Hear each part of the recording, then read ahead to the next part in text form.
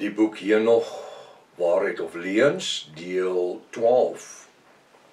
Ek is professor Hannes Redinghuis van die Eerste Gemeente van Yafashua in Suid-Afrika, Pretoria, Montana, ook internasionaal. So het gebeur dat u belang sou stel in enige van my boeke wat ek geskryf het. 'n boek wat baie belangrik is vir die tyd wat ons in lewe, vasgevang in die anti-Christus-systeem. Dis die Kobien boek, soos jy op daar sal sien. Kobien boek, hy is geskryf so 25 jaar terug. En die goed wat ek daar geskryf het, is besig om presies waar te word vandag.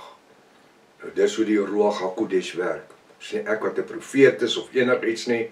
Ek is niks nie, ek is net 'n gewone instrument wat Jaffa gebruik om hierdie bonatuurlike evangelie aan die wêreld te verkondig.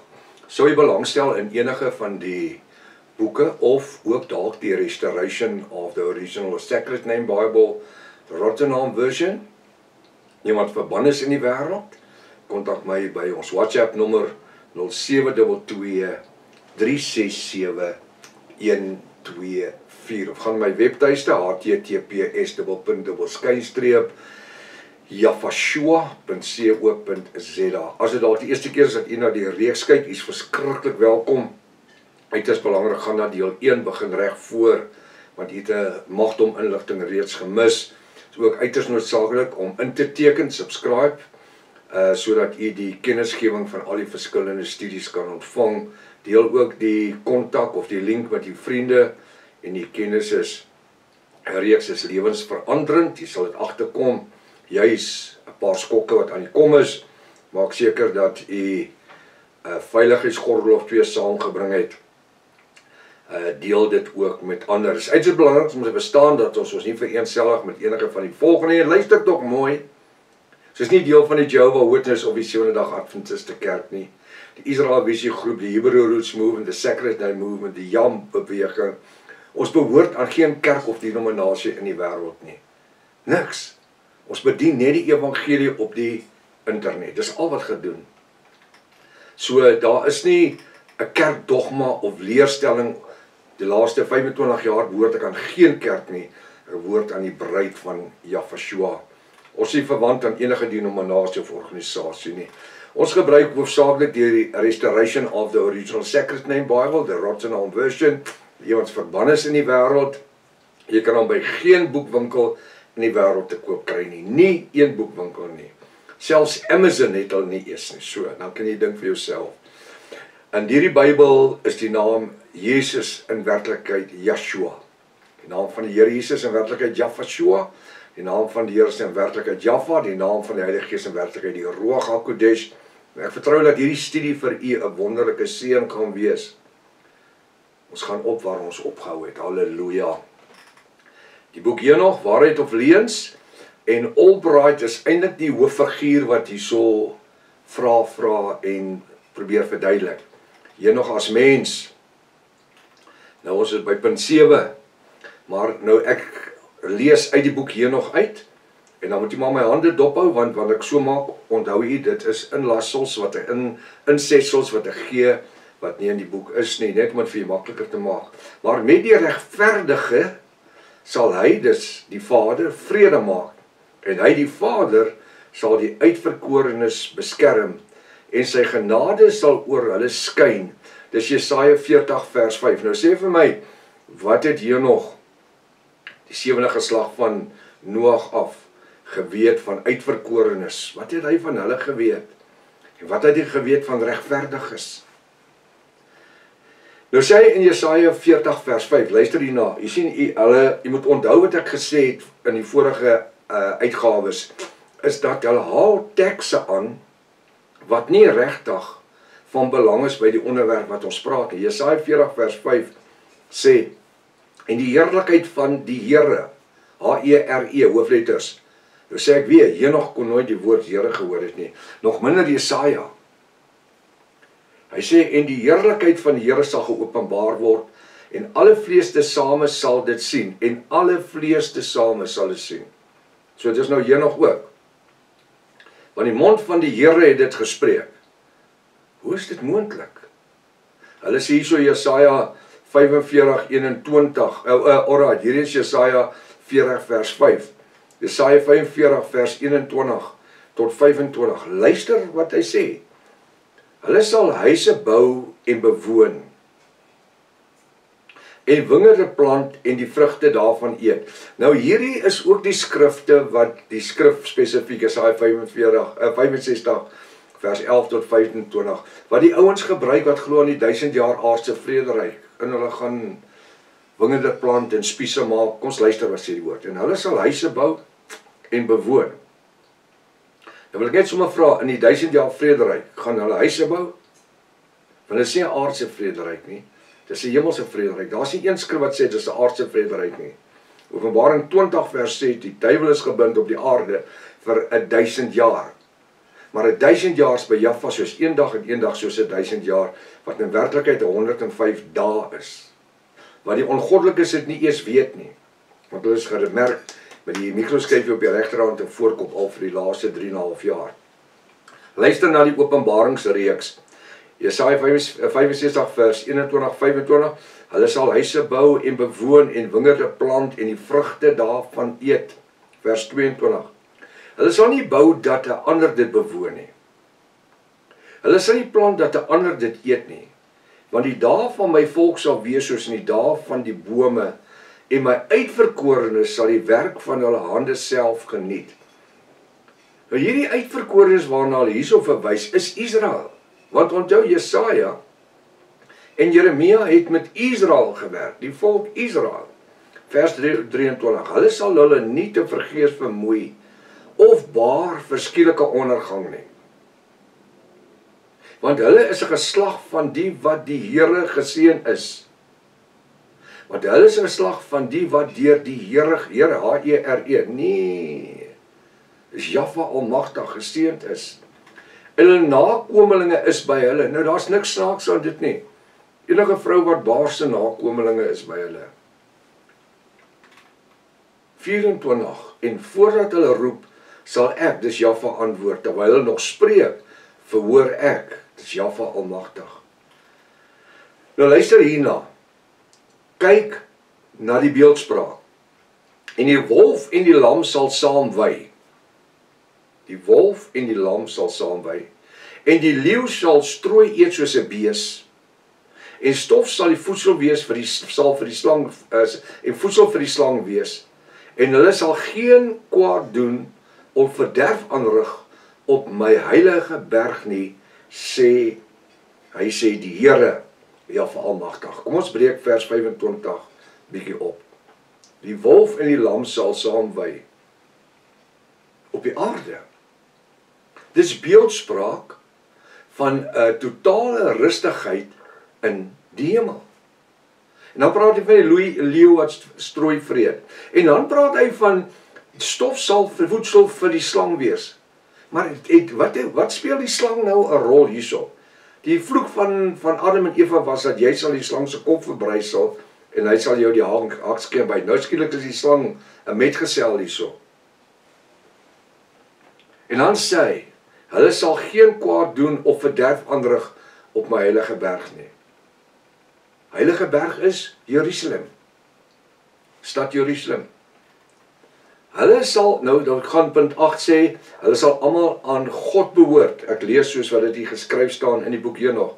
Hulle sal almal aan God behoort en hulle sal voorspoedig wees en geseënd wees. En hy, die Vader, sal hulle help wees en lig sal oor hulle skyn. En hy, die Vader, sal met hulle vrede maak. Wie is die vrede? Wie is die hulle wat hy moet vrede maak? Hy praat dan hierso van die geseëndes, die gunsgenote. Nou praat hy skielik, hy sal met hulle vrede maak. Hoekom, wat het hulle argument gehad? Vers nommer 8, en kyk. Nou moet jy mooi luister. Nou verduidelik die boek Henog, dat hierdie is wat Henog geskryf het. En dit is na die sewende geslag, na Adam. En kyk, God het gekom met sy heilige engele 10.000 talle. Ek wil net reg lees. Kyk, God het gekom met sy heilige 10.000 talle Maar die woord God is 'n Griekse woord. So met ander woorde, ou Henog was nie te sleg nie, né? Hy het daar by die universiteit wat hy gegaan het, hy sommer gou Grieks geleer, né? Kyrios, Theos, want dis waar God vandaan kom. God is eers in die 13de eeu afgelei uit die woord Lord uit. En kyk, God het gekom met sy heilige 10.000 talle, jy moet jy mooi luister, om gerig te hou oor almal en om al die goddelose mense onder hulle te straf, oor al hulle goddelose werke, wat hulle goddeloosheid gedoen het, en oor al die harde woorde wat die goddelose sondaars teen hom, dis Jaffa, gespreek het, Judas 14 vers 5. Nou verwys hulle son maar die skrif Judas 14 vers 5, maar hulle sê dis Henog wat dit gesê het. Dit is die Henog nie, verwys na Judas 14 vers 14 en vers 15. Die seisoene. Nou sê die boek Henog, neem tog waar alles wat in die hemele gebeur, hoe die planete se wentelbane nie verander nie. Nou gaan hulle bietjie vir ons sterrekundige lesing gee. Hoe die planete se wentelbane nie verander nie. En kyk hoe die ligte wat in die hemel is, elkeen op sy eie bestemde tyd opkom teen die vasgestelde orde, nie teen die vasgestelde orde nie. Psalm 19 vers 1 tot 6. Wat het dit met Henog te doen? Maar jy sien, hulle gebruik die skrif dat dit wat hulle jou vertel, skep hulle die idee, dit is wat Henog gesê het, en wat koning Dawid kom bevestig het. En die ander skrifgedeeltes in Jesaja, is wat Henog gesê het, maar die profeet Jesaja of Jeremia kom bevestig het. En dis wat hulle met die skrifgedeeltes doen. Want dit wat hulle daar skryf, kom voor in die skrifgedeeltes. Maar hulle sê Henog het dit eers gesê. Kyk na die aarde en slaan ag op die dinge wat daar gebeur. Van die eerste tot die laaste, hoe standvastig is hulle tog? Niks van die dinge op die aarde verander nie, maar al die werke van God verskyn aan jou. Wie's jou? Dis Henog. God. Die woord God beteken voorwerp van aanbidding. Dis al wat dit is. Dis wat God is. Hierdie kamera wat voor my staan, dit kan my God wees. I'm worshiping my God. God. Hy sê in punt 3, aanskou die somer en die winter, hoe die hele aarde gevul is met water, en wolke en die reën en die dou wat daarop rus. Hy sê, neem tog waar en kyk hoe dit lyk, asof al die bome in die winter verwelk, en hulle blare afskud, behalwe daardie 14 bome, wat nie hulle blare drag verloor nie. Maar dit vir 2 tot 3 jaar bou het, dat nuwe blare uitkom. Nou hulle is hierso besig met 'n baie slim streek, wat ek vir julle nie nou wil uitoopmaak nie, want dit is 'n bietjie later, wil ek hê ons moet sien hoe kom hulle terug na hierdie 14 bome toe. En kyk tog ook na die dae van die somer,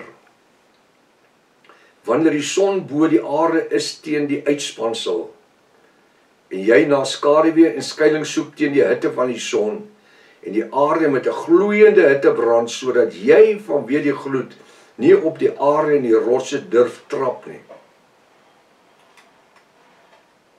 Jy sien, hulle het vir ons, as ons moet net onthou wat het hy gesê, bietjie vroeër. Hy het gesê dat God kom, die Here kom, met sy 10.000 talle heiliges. Wanneer Jahshua verskyn hy met engele by die wederkoms vir die bruid, die parousia, aan die einde van Openbaring 3:22.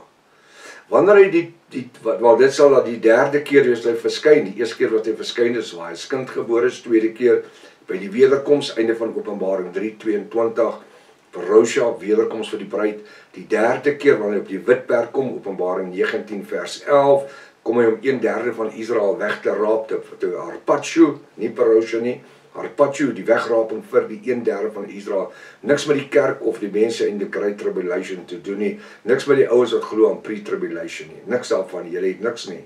Dis vir Israel, 1/3 van Israel. Daarom wil ek weer sê, kry my boek, Israel's Rapture, dis 'n Engelse boek. Dis my doktorale graad gewees. Iets wat die professore nooit iets van gehoor het nie. Nooit. Hulle ooit uitgeval toe hulle daai proefskrif lees. Nou ja, daar praat hy van die slag van Armageddon, by die slag van Armageddon. Dan kom hy met 10.000 talle. Dit is die bruid. Hy sê inteendeel dis want 10.000 talle kan jy nie tel nie. En wat ek sê, ontelbare skare kan jy dit nie tel nie. En die bruid kom op wit perde saam met Jahwe, ons Elohim. Want die woord sê, hulle het fyn rein klere aan. Snaaks dat hulle oorlog toe gaan. Want almal reken Jahwe kom oorlog maak. Dis mos wat die kerk ons geleer het. Protestante kerk en die katolieke. Ons kom oorlog maak teen die antichriste. Die antichristiese nasies, die Gog en die Magog. Sê die Gog en die Magog, is die Gog van Magog. Gog van die land Magog. Dis die regte vertaling. Een Gog is Rusland en die ander Magog is China. Nommer 5 sê, aanskou ook hoe die bome hulle met groen blare bedek en vrugte dra. Bome is beeldspraak vir mense. Aanskou ook hoe die bome hulle met groen blare bedek en vrugte dra. Daarom gee ag en let op al sy werke en erken hoe hy vir ewig lewe, wat vir ewig lewe dit so gemaak het. Hy wat vir ewig lewe, dis die Vader, maar dit met hoofletters geskryf. Hy wat vir ewig lewe, Jahwe Almagtig, het die bome so gemaak. Maar wanneer ons ook na die beeldspraak kyk, is bome mense, volkere, nasies en tale, soos water. Openbaring, wat is dit? Openbaring 17 vers 15. Hy sê, en al sy werke gaan voort van jaar tot jaar. Ja, ewig. Ja, ook al die werke wat vir hom verligting word, verander nie. Maar soos God dit bepaal het, so word dit uitgevoer. Jy sien nou, klink dit asof dit die gesprek is wat Jahwe met Noag gehad, met Henoch gehad het. Kyk hoe die see en die rivier op dieselfde wyse hulle pligte volvoer. En hulle verander niks van wat hulle beveel het nie. Hulle verander niks wat hy hulle beveel het nie. Dis mos iets wat ons almal weet. Hier sien vir my enige verborgenheid hierin nie. Dis meer asof hierdie ouens skryf om spasie op te neem om die boek dikker te probeer maak. Maar jy, naamlik die gewone mense, was nie verstandig nie. Nou moet jy kyk wat sê hy. Was nie, hy sê, maar jy, naamlik die gewone mense, was nie verstandig nie. Ook die vastig nie. Jy het jou ook nie gehou by die bevele van die Almagtige nie. Ja, jy het weggedraai en met onrein lippe, trots en harde woorde teen sy almag gespreek. Nou as jy nou die boek Henoch voor jy het en jy lees, so jy sien, daai sê sommer met 'n klein lettertjie. Hulle het nou net van die Almagtige gepraat en wat sy almag gespreek. Nou sê jy sommer 'n klein letter en daai almag moes ook 'n hoofletter gewees het. Inteendeel is hierdie boek deurweek van spelfoute. Hulle gebruik geen koppeltekens nie, hulle gebruik geen aanhalingstekens nie. Hulle het niks nie. Daarom hy sê, daarom sal jy nog jou dae vervloek en jou lewensjare tot niet gaan en die jare van jou vernietiging sal vermenigvuldig word tot 'n ewige vervloeking en jy sal geen genade vind nie. Nou, dit klink asof Henoch besig is om in sy tyd die mensdom om hom te vervloek. Want dis tog, hy het mos met sy mense gepraat. Ja, sê die Henoch skrywers ook, maar hierdie is 'n profesie in die eindtyd. Hierdie is 'n profesie vir die eindtyd.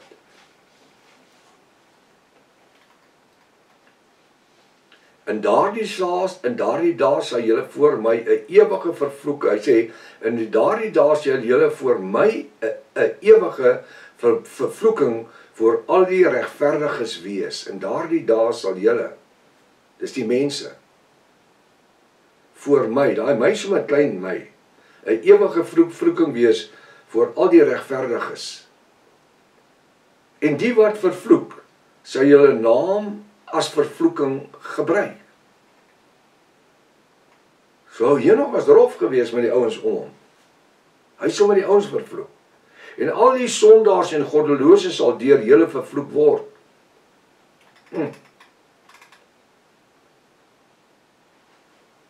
En al die uitverkorenes sal juig. Wat het Henog geweet van enige uitverkorenes in sy tyd?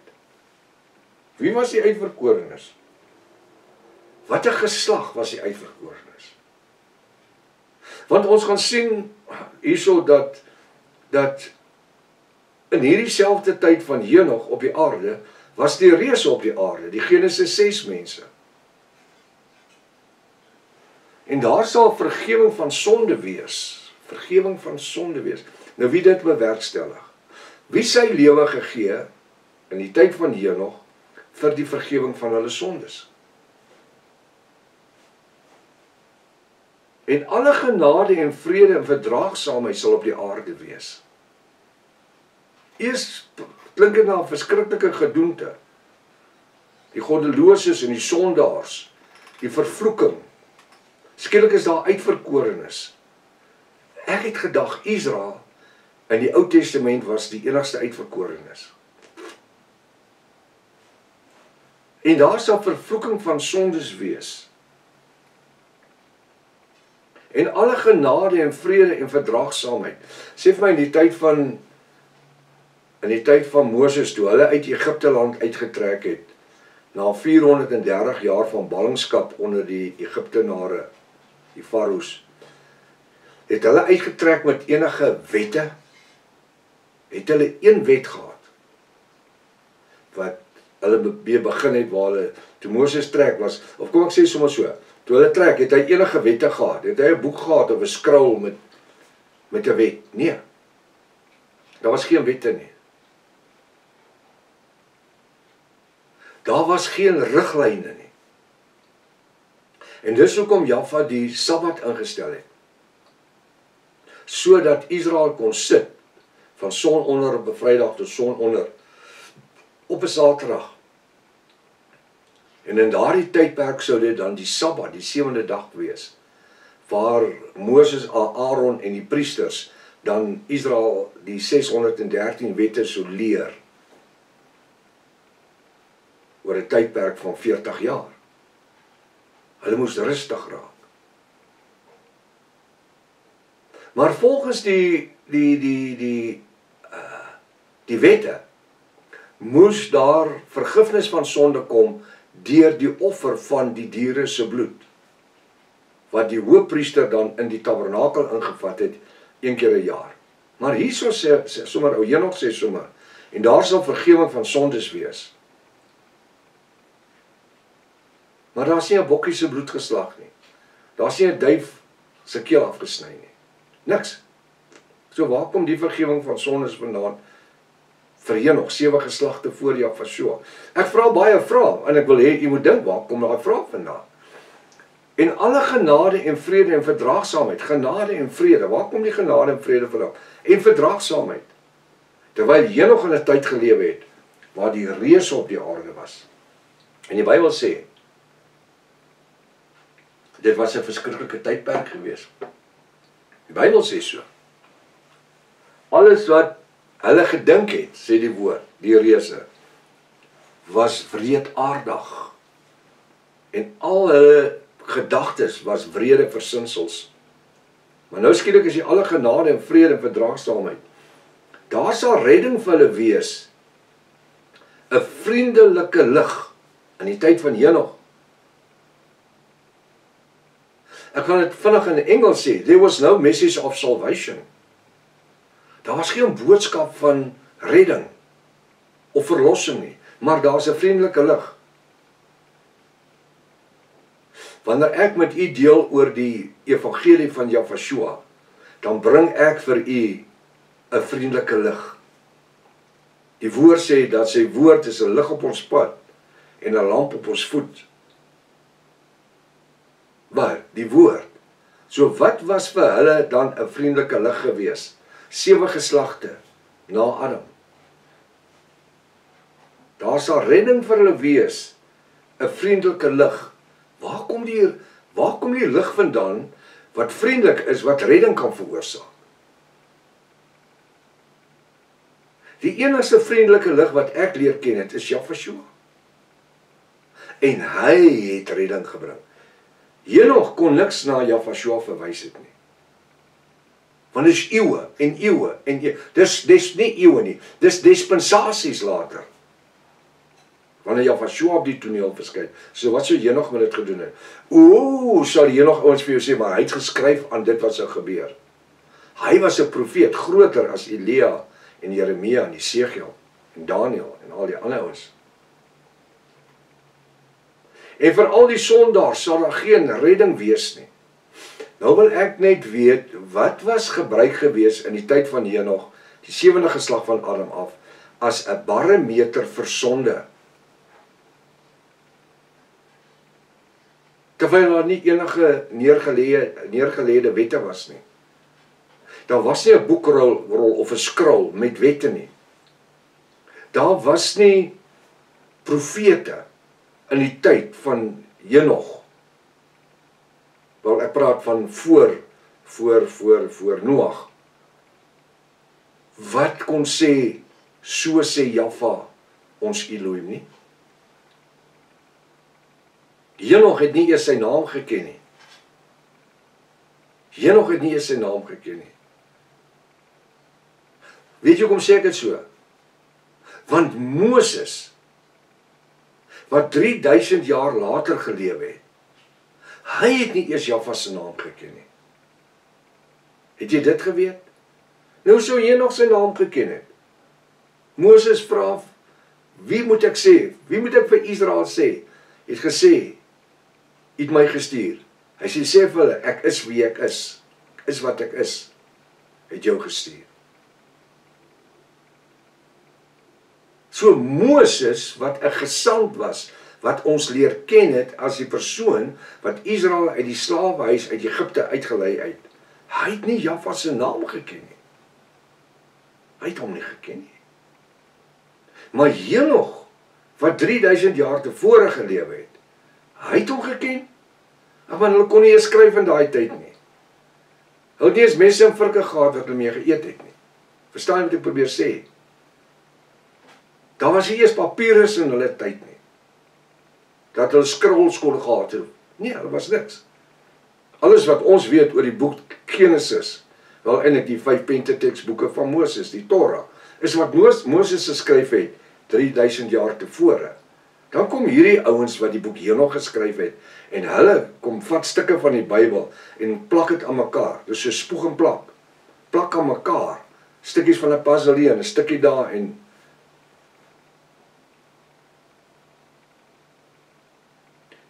ek het een keer 'n ding gesien wat iemand gebou het, 'n ou wat baie kunstig is met swys. Ek kan ook swys, maar ek het nog nooit aan dit gedink nie. En hy het uit parte van 'n kar uit, hy het 'n krank gevat en hy het pistons gevat en hy het stukke ysters gevat en hy het 'n hele menslike groot beeld gebou van 'n man met 'n kopbene en alles uit die stukke van die yster uit, van die karparte. Dis nie een kar se engine, dis verskillende kar engine parte wat hy aan mekaar geswys het. En toe hy dit klaar is, so staan daar die ysterman. En as jy dan meganies is, wat ek is, kan jy dadelik sien, maar hierdie is 'n tappet cover en hierdie is 'n crank en hierdie is 'n piston en hierdie is 'n camshaft en jy kan al die goed sien. Jy eien onmiddellik al die stukke en dis eintlik verskriklik mooi. Nou dis wat die ouens van Henog gedoen het. Hulle wou 'n image vir Henog bou, 'n image, 'n karakter, 'n persoonlikheid. Deur te sê dat hy lewendig in die hemel opgevaar, terwyl u op hierdie stadium weet, daar is 'n skrif in die Bybel wat sê Henog het lewendig in die hemel opgevaar het. Net omdat die Bybel sê hy is nie meer gevind nie, beteken hy het lewendig in die hemel opgevaar nie. Dit meen hy het gesterf en hy was daar nie meer nie. Dis wat die Bybel sê. Hy was daar nie meer, hy het gesterf. Sy plek was leeg.